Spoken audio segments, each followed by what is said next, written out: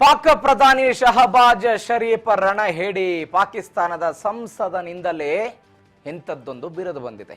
ಭಾರತದವರು ಹೇಳಿದ್ದಲ್ಲ, ಅವರದ್ದೇ ದೇಶದ ಸಂಸದರೊಬ್ಬರು ಶರೀಫ್ ಒಬ್ಬ ರಣಹೇಡಿ ಅಂತ ಹೊಸ ಬಿರುದನ್ನು ಕೊಟ್ಟಿದ್ದಾರೆ.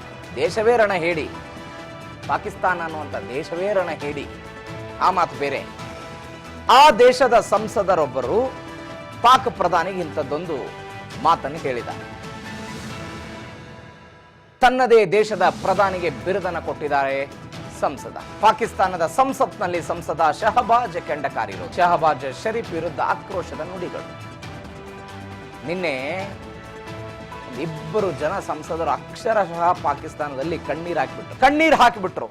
ಸರ್ಕಾರದ ಅಡಿಯಲ್ಲಿ ಸೇನೆ ಇರಬೇಕು, ಆದರೆ ಸೇನೆ ಹೇಳಿದಂತೆ ಸರ್ಕಾರ ನಡೆಯುತ್ತೆ. ಸೇನೆ ಹೇಳಿದಂತೆ ಸರ್ಕಾರ ನಡೆಯುತ್ತೆ ಪಾಕಿಸ್ತಾನದಲ್ಲಿ.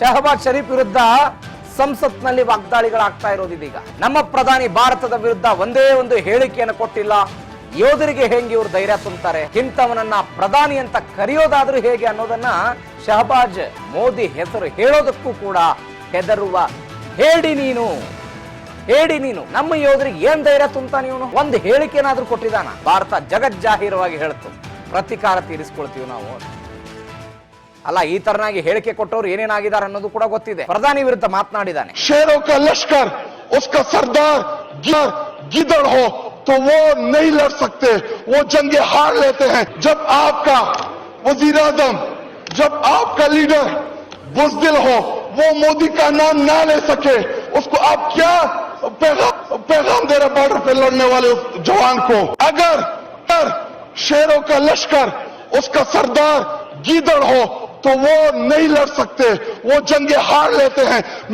जब आपका वजीर आजम, जब आपका लीडर बुज़दिल हो, वो मोदी का नाम ना ले सके, उसको आप क्या पैगाम दे रहे बॉर्डर पे लड़ने वाले उस जवान को?